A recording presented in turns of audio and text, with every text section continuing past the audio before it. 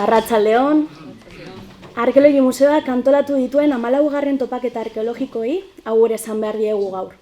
Agur esateko eta indarkeriaren arkeologia hobeto ezagutzeko Alfredo González Ruibal doktorea dugu. Historian lizentziatua eta historia aurreko arkeologian doktorea. Hoy nos toca despedirnos de estos 14º encuentros arqueológicos organizados en el Arkeologi Museoa. Y para despedirnos y conocer mejor la arqueología de la violencia, tenemos el honor de contar con el doctor Alfredo González Ruibal, licenciado en Historia por la Universidad Complutense de Madrid y doctor en Arqueología Prehistórica en la misma universidad.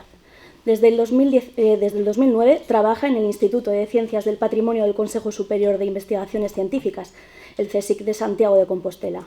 Ha investigado desde comunidades cazadoras-recolectoras hasta sociedades postindustriales en diversos países del mundo, como Brasil, Guinea Ecuatorial o Etiopía.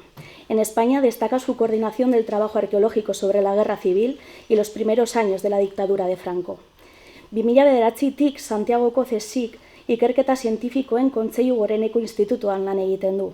Munduko hainbat herrialdeetan, hala nola Brasilen, Ekuatore Ginean edo Etiopian, ehiztari biltzaile komunitateetatik hasita industria osteko gizarteetara ikertu du. Espainian, Gerra Zibilari eta Frankoren diktaduraren lehen urtei buruzko arkeologia lanaren koordinazioa nabarmendu behar zaio. Koeditorea, argitalpen kontseilua, kide eta arkeologiarekin zerikusia duten aldizkari desbernietan aholkularia delarik. Coeditor, miembro del Consejo Editorial y asesor en diferentes revistas relacionadas con la arqueología. Tiene publicaciones muy valiosas que, como no, os invitamos a leer. Hoy nos centraremos en su publicación Tierra arrasada, un viaje por la violencia del Paleolítico al siglo XXI, un libro sobre la arqueología de la violencia elaborado a partir de su experiencia en yacimientos y excavaciones arqueológicas. Bajo el título Tierra arrasada, cómo la arqueología nos cuenta la guerra, nos trae una interesante conferencia. Arkeologi Museotik eskerrak eman nahi dizkizuegu asteartero topaketa arkeologiko hauetan parte hartu duzuen guztioi. Eta nola ez, eskerrak eman nahi dizkiegu ere topaketa hauetan parte hartu duten ikertzaileei. Desde el Arkeologi Museo nos gustaría agradecer a todas las personas que habéis estado participando cada martes en estos encuentros arqueológicos. Muchas gracias por hacer que esta actividad sea un éxito. Y, como no, agradecer a todas las investigadoras e investigadores que han colaborado mostrándonos un pedacito de sus trabajos. Ahora sí, os dejamos con el doctor Alfredo González Ruibal. Muchísimas gracias. Mila esker guztioi.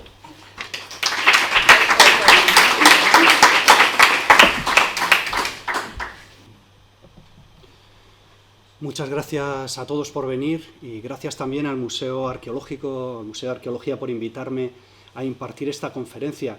A mí en realidad lo que me gustaría es hablaros de la arqueología de la guerra en general, de cómo contamos los arqueólogos la guerra.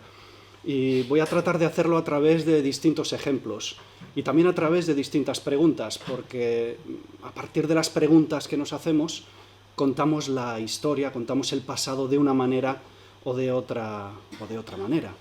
Lo que voy a hacer es plantear 10 preguntas, 10 posibles preguntas que se hacen los arqueólogos, o que yo por lo menos como arqueólogo me hago, cuando trato de comprender la violencia, cuando trato de comprender el conflicto en el pasado.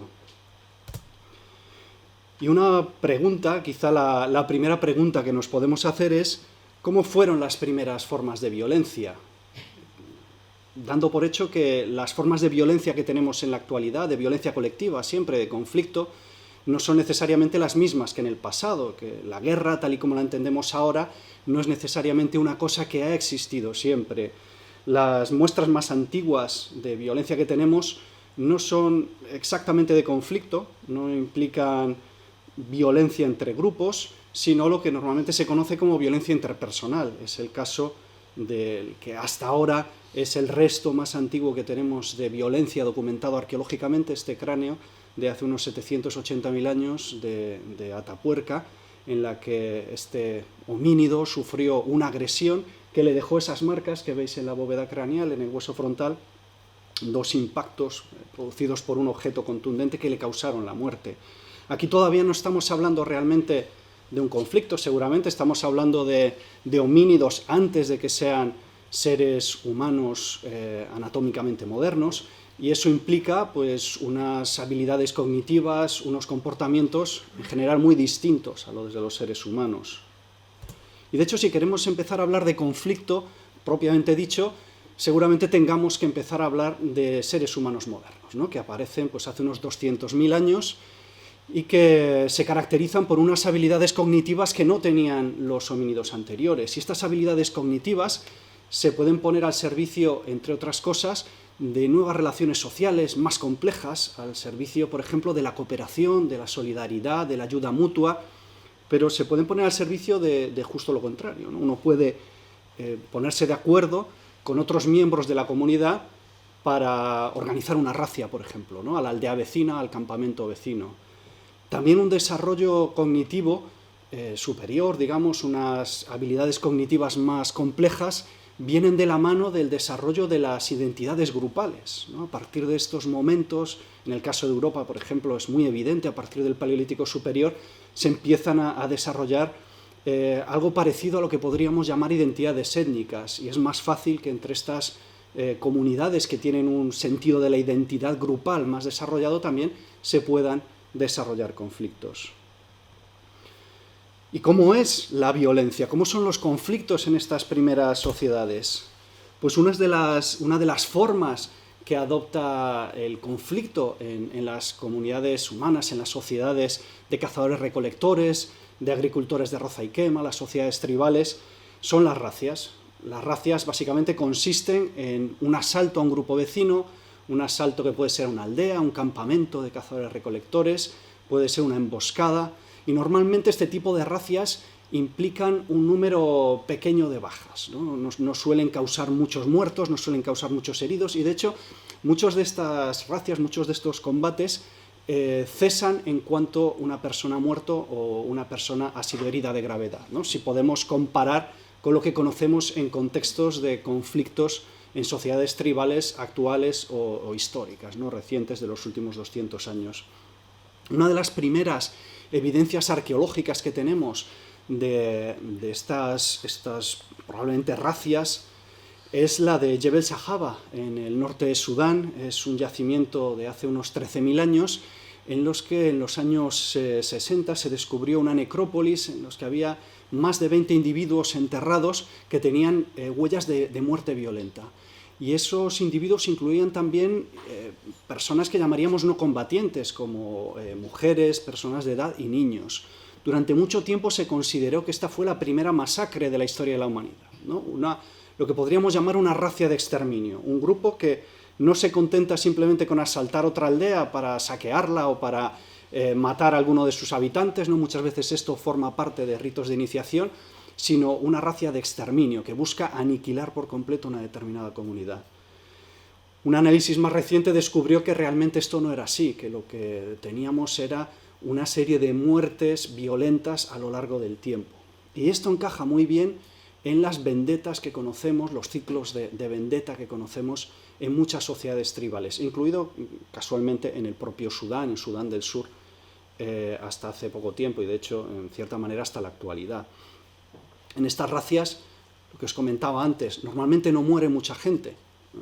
Lo que pasa es que es cierto que se pueden prolongar en el tiempo y al cabo de varios años o una generación puede haber mucha gente que haya sufrido una muerte violenta.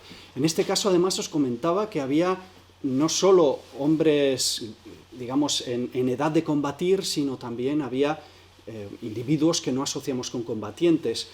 Y esto es bastante excepcional y creo que esto hay que insistir bastante en este tema. Muchas veces cuando se presentan masacres de la prehistoria, como es el caso, por ejemplo, de las masacres neolíticas de Centro Europa, sobre todo en Alemania, en Eslovenia ha aparecido la última, muchas veces se presenta como la demostración de que el ser humano siempre ha sido extremadamente violento, que siempre ha habido genocidios, que siempre ha habido masacres, y bueno, esto es cierto hasta cierto punto. Es decir, los seres humanos no se han estado masacrando continuamente, practicando la violencia excesiva contra combatientes y no combatientes. Realmente es excepcional, y una de las cosas que demuestra la arqueología es justo lo contrario de lo que dicen los titulares de los periódicos, y es que la muerte excesiva, las racias de aniquilación, de las cuales voy a hablar aquí, voy a poner varios ejemplos, en realidad son excepcionales a lo largo de la historia, ¿no? Conocemos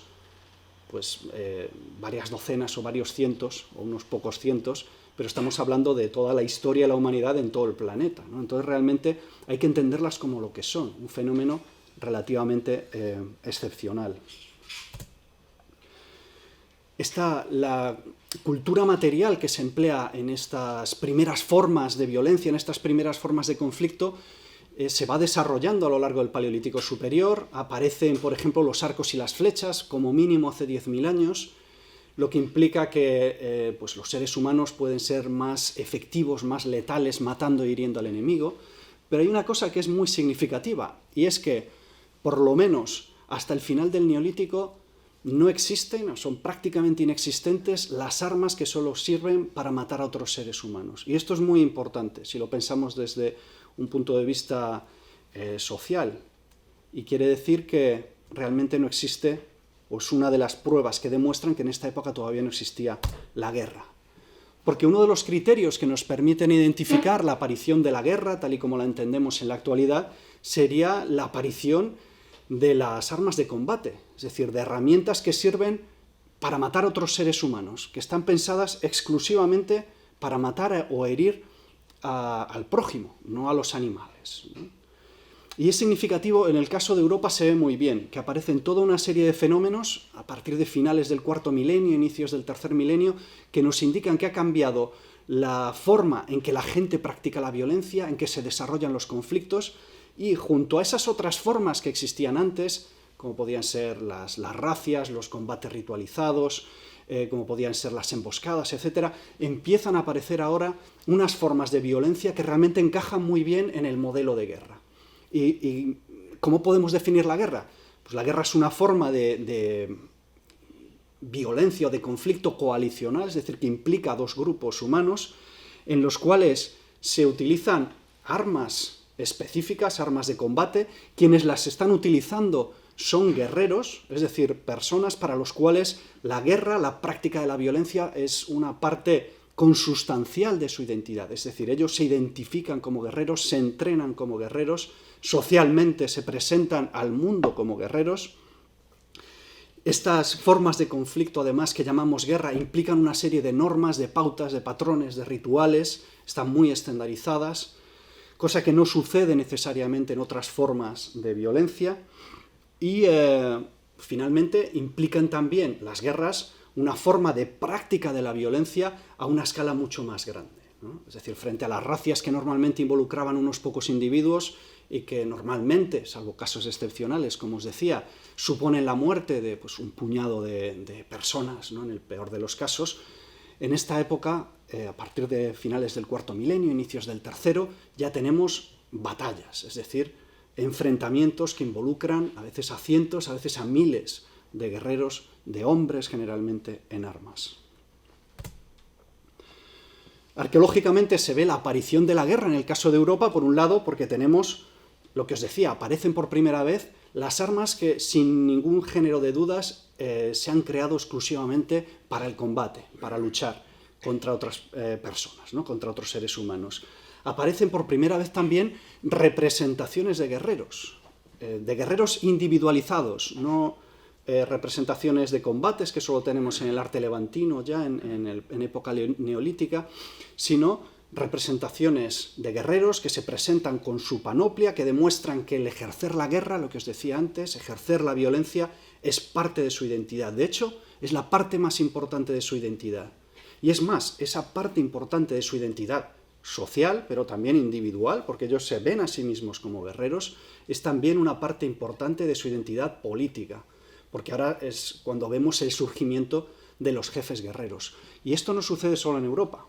En Europa lo tenemos en el caso de los inicios de la Edad de los Metales, que se representan estos jefes guerreros en estelas llenos cargados de armas, ¿no? De hachas, de alabardas, etc.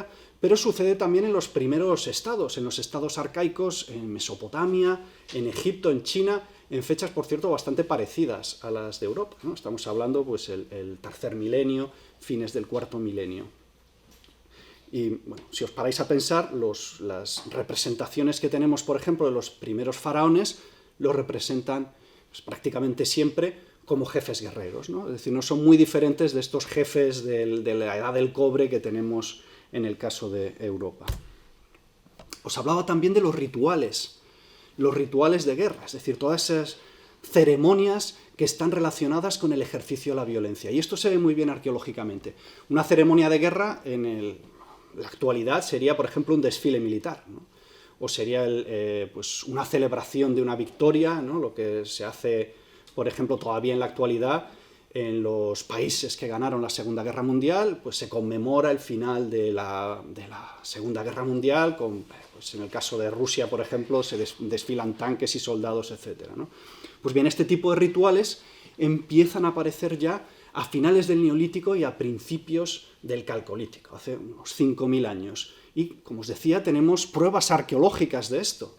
Un ejemplo muy bueno es el de los cadáveres mutilados que se han encontrado en el este de Francia, sobre todo en la región de Alsacia. Aquí, en este caso, por ejemplo, en el poblado de Achenheim, se encontró un pozo con los cadáveres de varios guerreros que habían sido mutilados, pero todos habían sido mutilados de la misma manera. Es decir, no es que los hubieran mutilado en combate, ¿no? Que les hubieran cortado un brazo o una mano, sino que les habían cortado a todos un brazo, el mismo brazo, y habían arrojado los cadáveres a un pozo, ¿no? Es decir, claramente hay un patrón, hay un ritual, no sabemos exactamente qué significado tenía, pero sí podemos inferir el contexto. Y el contexto es que estos guerreros que venían de otra zona de Francia, y eso lo sabemos por estudios, por el análisis de isótopos de los esqueletos, ¿no? Que nos dicen cuál es la proveniencia de estas personas, sabemos que seguramente venían de la cuenca de París, a 300 o 400 kilómetros, y que eran invasores. La invasión les salió mal, los mataron y después realizaron este ritual sobre los cadáveres de los enemigos que implicó la mutilación. Pero es que hay algo más, y es que los arqueólogos han encontrado en esta misma zona de Francia, han encontrado otro pozo con otros guerreros también mutilados de la misma manera, con lo cual ya es evidente que lo que tenemos es un ritual socialmente aceptado de tratar a los vencidos en la guerra. Pues bien, este tipo de rituales empiezan a aparecer claramente de forma estandarizada en el cuarto milenio. Antes había rituales de violencia, de hecho los tenemos desde el Mesolítico, cabezas cortadas, etc. Pero esta estandarización tan clara solo la vemos, por lo menos por ahora, con los datos que tenemos, a partir del Neolítico final e inicios de la Edad de los Metales. Y os hablaba de las batallas, ¿no? La aparición de enfrentamientos en los cuales ya no mueren un puñado de soldados, un puñado de guerreros, sino una gran cantidad de combatientes. Y la verdad es que aquí el panorama ha cambiado radicalmente en los últimos 15 años aproximadamente, con el descubrimiento de la batalla de Tolense en Alemania. Hasta principios del siglo XXI, hasta que se descubrió esta batalla, normalmente se pensaba que la Edad de los Metales en Europa había sido un poco la continuación del Neolítico, ¿no? Es decir, es verdad que tenemos ya armas más efectivas, aparecen armas, de hecho, como os comentaba, por primera vez, que se utilizan exclusivamente para la guerra, pero se pensaba que estos guerreros de la Edad del Bronce combatían un poco como los guerreros del Neolítico. Básicamente había pues racias, emboscadas y demás, y combates ritualizados de aristócratas, ¿no? Que utilizaban estas panoplias espectaculares que conocemos de la Edad del Bronce. El caso es que la batalla de Tolense, o los restos de la batalla de Tolense, cambiaron por completo este panorama, porque Tolense es una pedazo de batalla. Es un enfrentamiento que involucró pues, probablemente a 4.000 o 5.000 guerreros en esta localidad de Alemania, pero guerreros que venían probablemente del sur de Escandinavia, de la República Checa, es decir, gente que se había desplazado cientos de kilómetros para venir a matarse a este lugar, ¿no?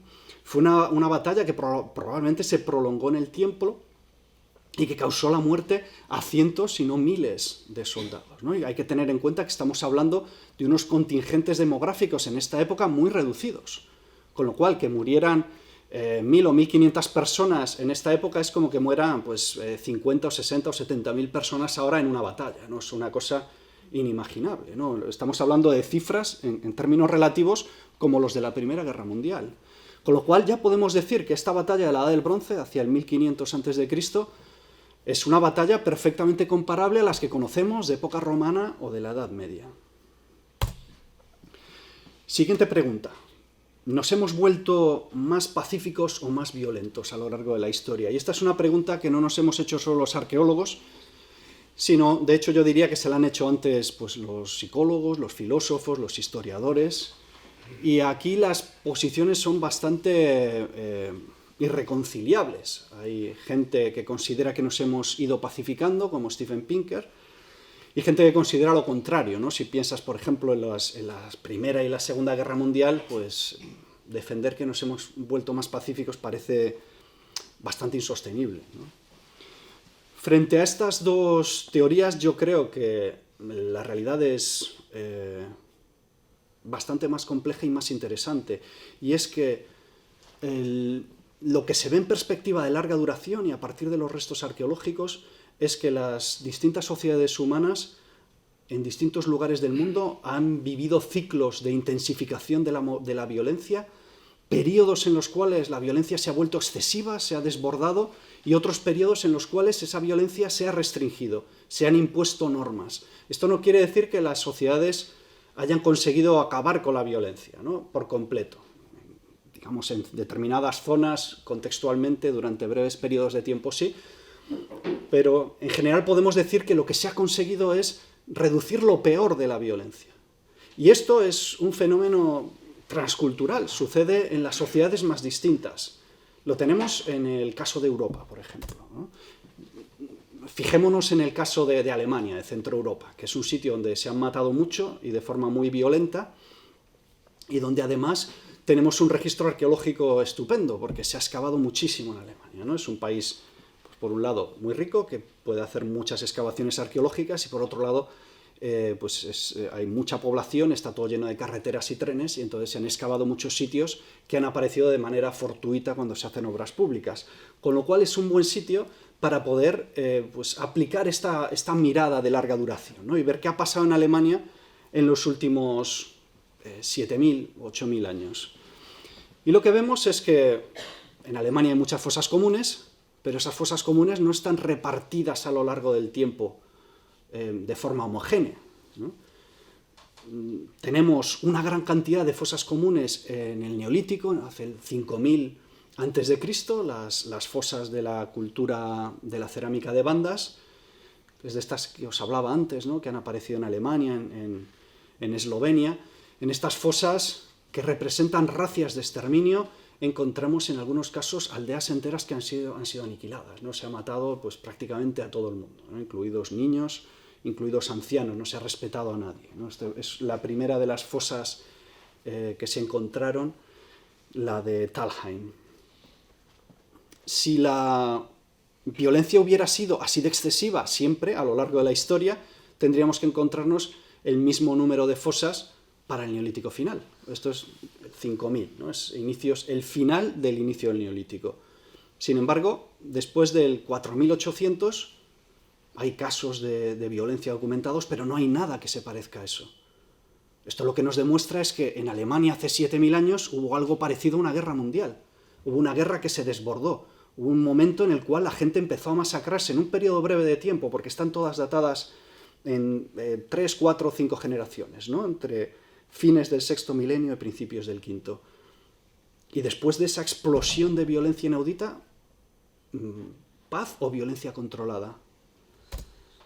Y de hecho, ¿cuándo vuelven a aparecer fosas en gran cantidad, en un número realmente extraordinario? Pues por ejemplo en la Guerra de los 30 años, en el siglo XVII, tenemos docenas de fosas en las que aparecen un montón de cadáveres, generalmente de soldados, de esta guerra que se consideró la Primera Guerra Mundial o la primera gran guerra europea, ¿no?, que causó millones de muertos, entre ellos una gran cantidad de muertos civiles, y de hecho fue tan traumática que durante mucho tiempo se recordó en la memoria de Centro Europa, ¿no?, como ahora se recuerda, por ejemplo, la Segunda Guerra Mundial o se recuerda el Holocausto.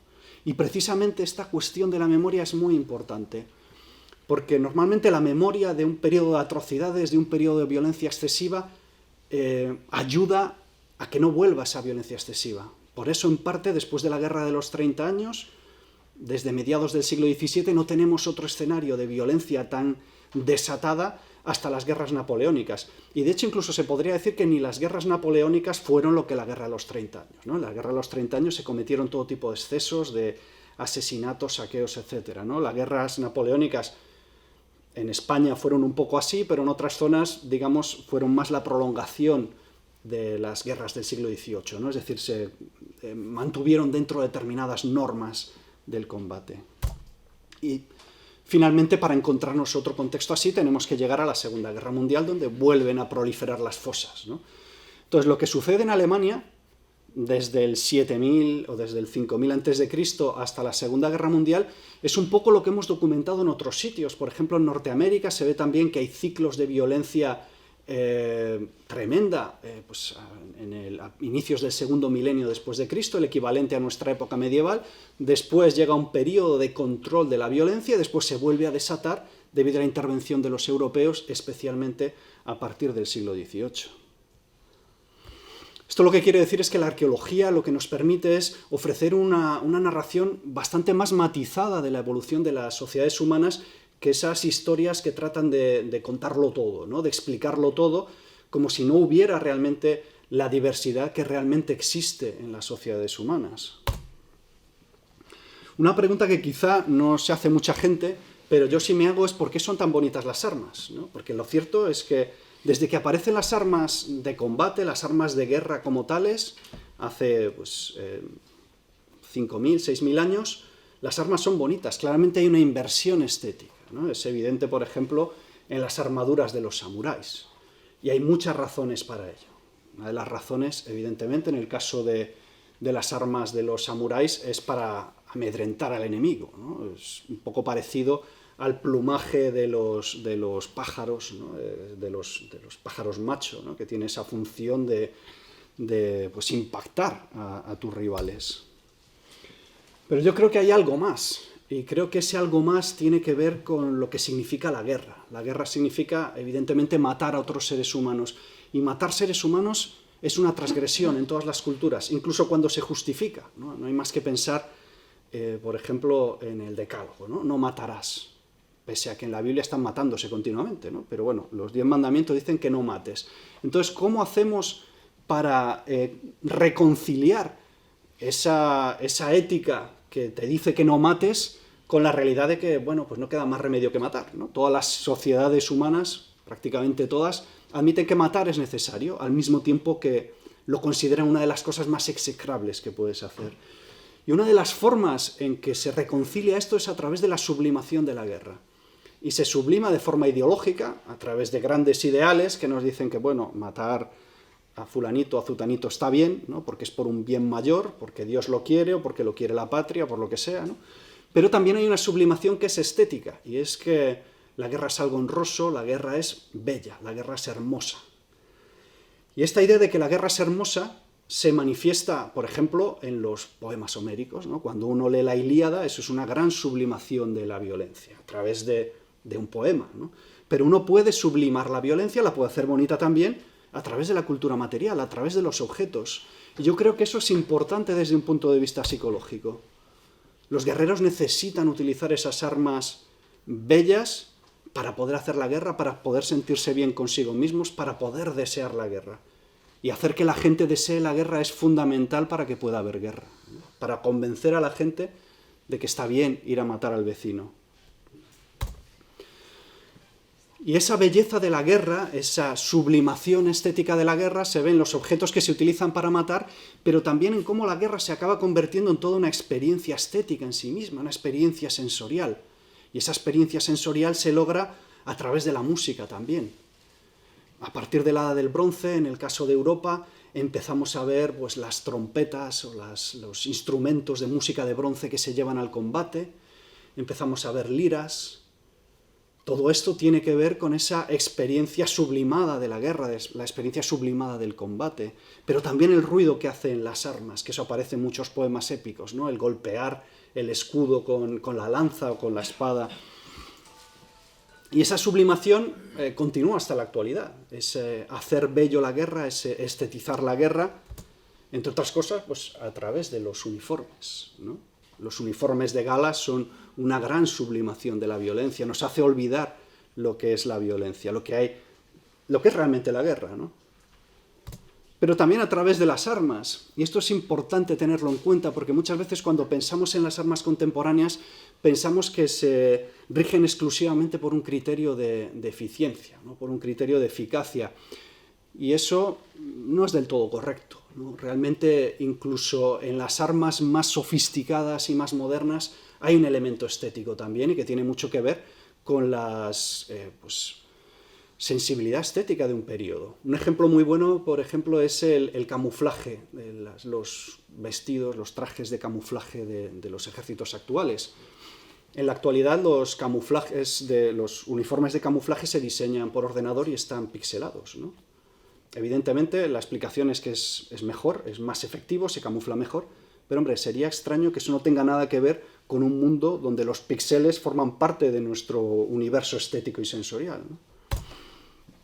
Y esto me lleva a otro tema, o a otra pregunta, y es ¿por qué algunas armas triunfan y otras no? Y esto lo vemos a lo largo de la historia. Hay modelos de armas que triunfan a lo largo de larguísimos periodos de tiempo y otras que en cambio tienen unos periodos de uso muy breves, ¿no? Por ejemplo, la alabarda, que es un arma que estaba muy de moda en el tercer milenio, en época calcolítica, de repente desaparece, ¿no? Dura pues unas generaciones y desaparece. En cambio la espada pues ha aguantado pues prácticamente hasta el siglo XX, ¿no? Y muchas veces las razones tienen que ver con los imaginarios de las armas. Este es un caso que me gusta especialmente porque debe ser de las armas más feas que ha diseñado el ser humano. Es un fusil de asalto soviético de los años 60 que realmente es horrible. Y sin embargo es muy efectivo, es un arma muy bien diseñada y que tendría que haber triunfado. Si simplemente fuera por eficiencia técnica, el ejército ruso tendría que estar armado con esto, ¿no? Es un arma de tipo, se llama bullpup, que tiene el cargador detrás. Por lo visto, desde un punto de vista de la psicomotricidad, es mejor que las armas tengan el cargador detrás o junto al, digamos, el sitio donde uno agarra el fusil o la ametralladora, por una cuestión instintiva, ¿no? Que en un caso de tensión uno tiende a llevarse las manos, a juntar las manos, ¿no? Entonces es mejor que el cargador esté más cerca. Entonces era un arma muy buena, pero claramente el motivo fundamental por el que no triunfó es que era muy fea. Es así, por un lado porque era muy fea, pero también por una cuestión de nuestras expectativas culturales, y es que esto no se parece a un fusil de asalto, ¿no?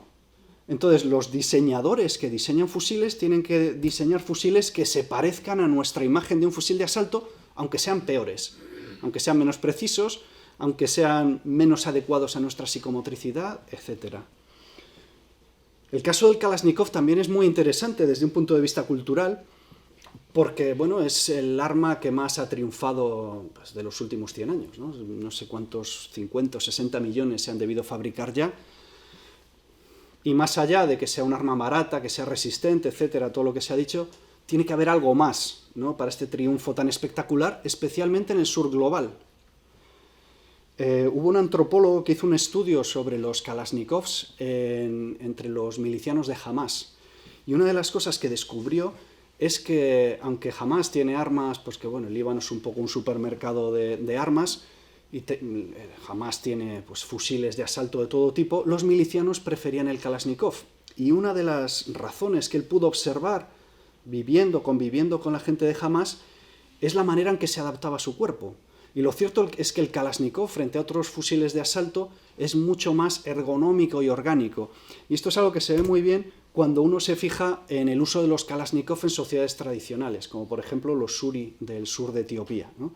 Los suri viven en una zona donde hay muchísimas armas también, por el colonialismo, todos los conflictos postcoloniales, y tienen acceso a fusiles de distinto tipo, ¿no? de distintos países y demás. Y sin embargo, como en otras regiones del mundo, el Kalashnikov es uno de los favoritos. Y cuando uno ve la forma en que usa el Kalashnikov, se dan cuenta de que este antropólogo que estudió a la gente de Hamás tenía razón, ¿no? Que estos fusiles se adaptan mejor, son más orgánicos, se adaptan mejor a los cuerpos, ¿no? Y para sociedades donde el cuerpo todavía tiene una expresividad y un uso muy distinto de lo que sucede en las sociedades occidentales, ¿no? Para empezar, en sociedades tradicionales se usa más el cuerpo, ¿no? En la vida cotidiana, para cuestiones puramente prácticas, de fabricar cosas, etc. Pues estos fusiles se adaptan mejor a esas necesidades, ¿no? ¿Es la violencia colectiva en sociedades premodernas como la actual? Muchas veces, también volviendo a los titulares de los periódicos, da la sensación de que la guerra en realidad no ha cambiado mucho, ¿no? Que siempre, bueno, como siempre nos hemos estado matando, pues parece que no se puede sacar otra lección que no sea el puro fatalismo, ¿no? Pues bueno, pues siempre ha sido todo igual. Y en realidad no. La forma en que se matan las sociedades tradicionales o premodernas o preestatales y la forma en que se matan las sociedades modernas pues es muy distinta. Y un elemento muy importante tiene que ver con el carácter ritual de la guerra. Cada vez lo conocemos mejor porque se están documentando muchos contextos de sacrificios rituales, por ejemplo, asociados a contextos a situaciones de conflicto, que nos permiten entender mejor la cosmología que hay detrás de estas guerras, ¿no? Uno de los ejemplos más famosos es el de los mexicas, ¿no? Los aztecas.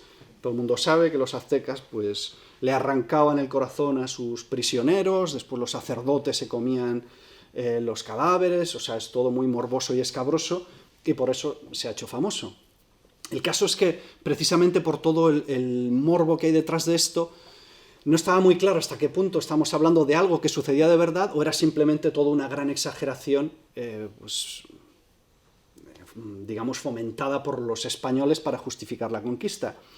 Y ahora se sabe que efectivamente quizá las cifras que daban los españoles evidentemente estaban exageradas, pero que realmente los mexicas estaban sacrificando una gran cantidad de gente y que esos rituales de guerra estaban teniendo lugar de forma muy parecida como lo cuentan las crónicas. Y de hecho, hace poco se descubrió este Tzompantli en la Ciudad de México, que es el sitio donde se colocan las calaveras de la gente sacrificada, que tiene cientos de calaveras. Y los arqueólogos también en la zona del Templo Mayor en México han encontrado, por ejemplo, los tórax de los sacrificados, donde se ve que les han arrancado el corazón, les han abierto el tórax, y se ha visto, de hecho, los conocimientos desarrollados de cirugía que tenían estos sacerdotes mexicas por la forma en que estaban abiertos el pecho, ¿no? Se lo abrían para sacarles el corazón. Y de hecho se ha visto que había distintas formas de abrirlo, y todo esto utilizando herramientas de obsidiana, ¿no? Lo que quiere decir que, bueno, una destreza especial. Pues bien, estos rituales sangrientos tenían una lógica que hacía enlazar la guerra con toda la cosmología mexica, de esta época en concreto, del siglo XV, ¿no?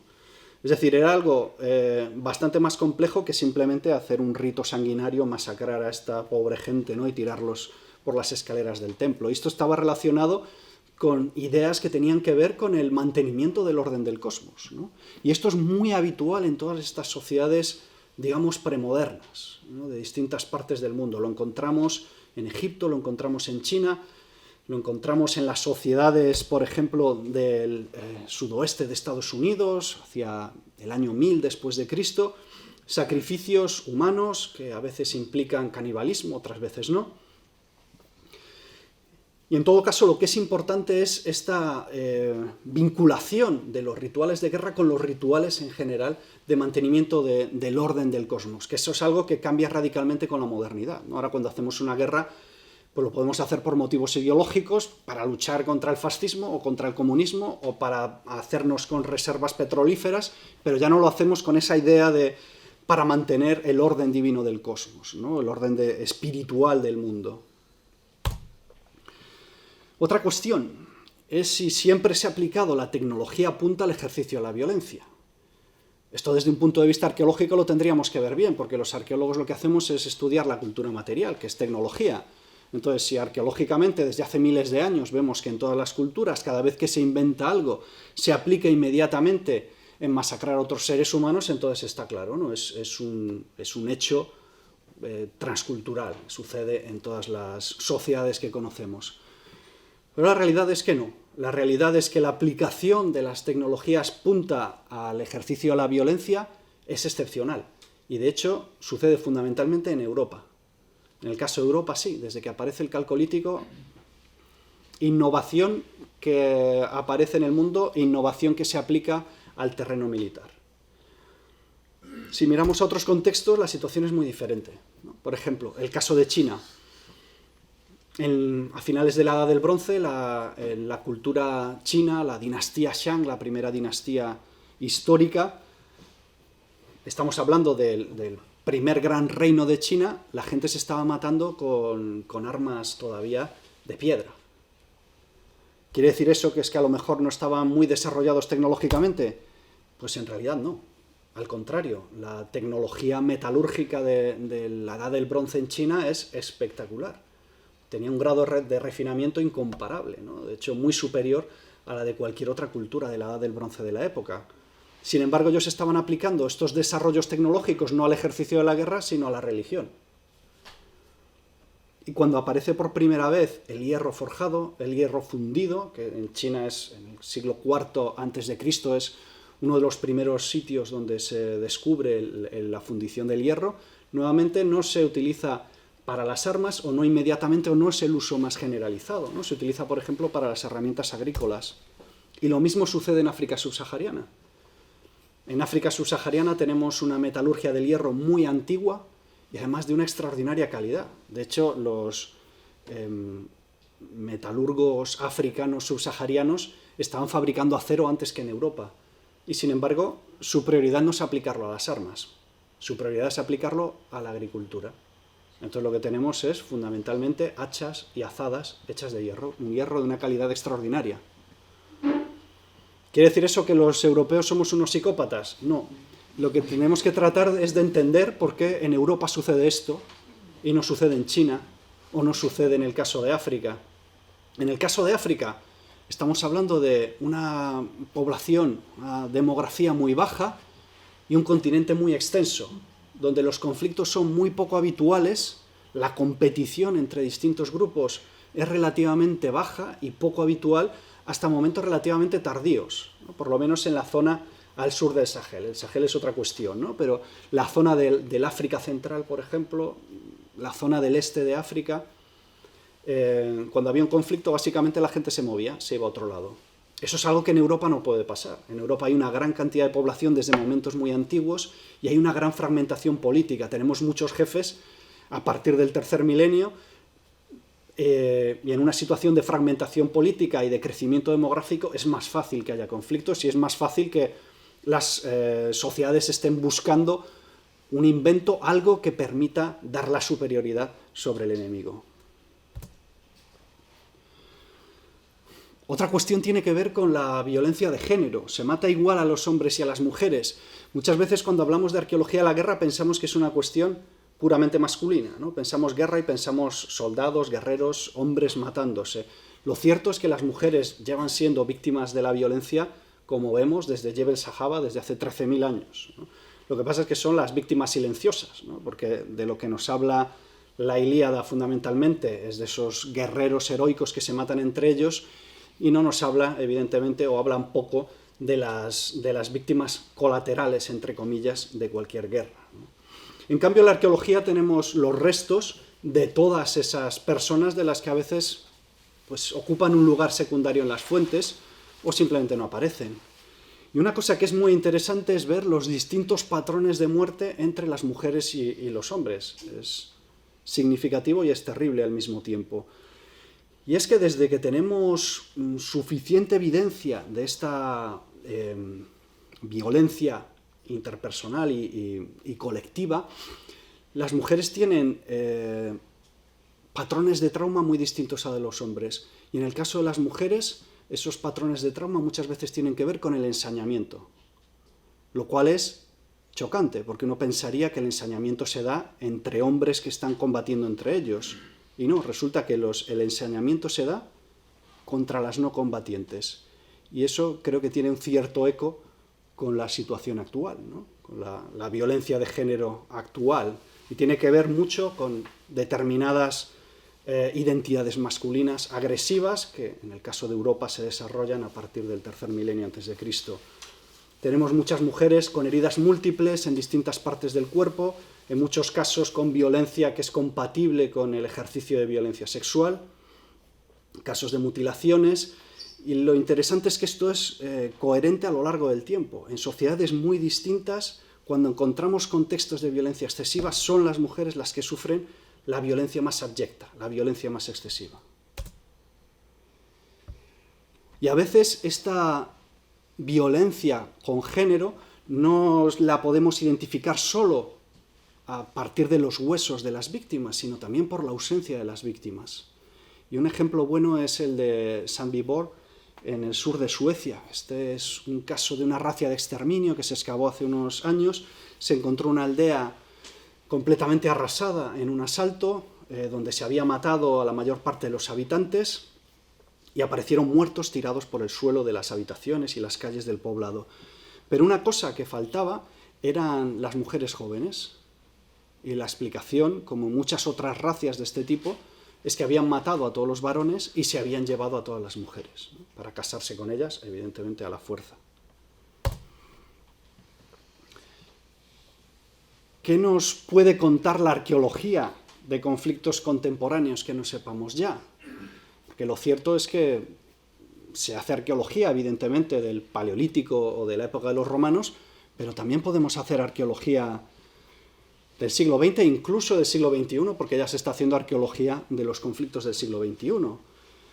Y hay varias razones por las cuales es interesante, merece la pena hacer arqueología contemporánea de la guerra.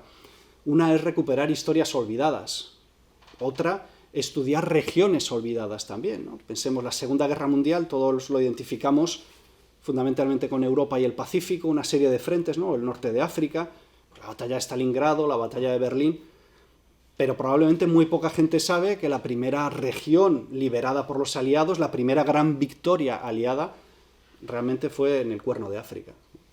Pues eso, normalmente en los libros de historia generales no suele aparecer, ocupa un lugar pequeño, ¿no? Pese a la importancia simbólica y no solo simbólica que tuvo esa victoria. Y también la arqueología a veces nos permite revelar crímenes ocultos. Un caso un poco chorras, pero que sirve para ilustrar cómo la arqueología puede contar historias olvidadas, es este que nos encontramos en Djibouti. En este caso no estábamos haciendo arqueología de la Segunda Guerra Mundial, pero como la Segunda Guerra Mundial está por todas partes, nos la encontramos. Y cerca de un pueblo donde estábamos viviendo, mientras excavábamos unos túmulos de hace 1000 y pico años, había una gran fortificación francesa del año 39, que habían construido contra una potencial invasión italiana que finalmente llegó en el año 40. Pues bien, una de las cosas que nos encontramos es que esta posición francesa en mitad del desierto de la nada del Cuerno de África estaba llena de botellas de agua mineral que venía directamente de Vichy, agua de Vichy, que no tiene que ver con el régimen de Vichy en este caso, pero sí con la región de Vichy, y de ostras.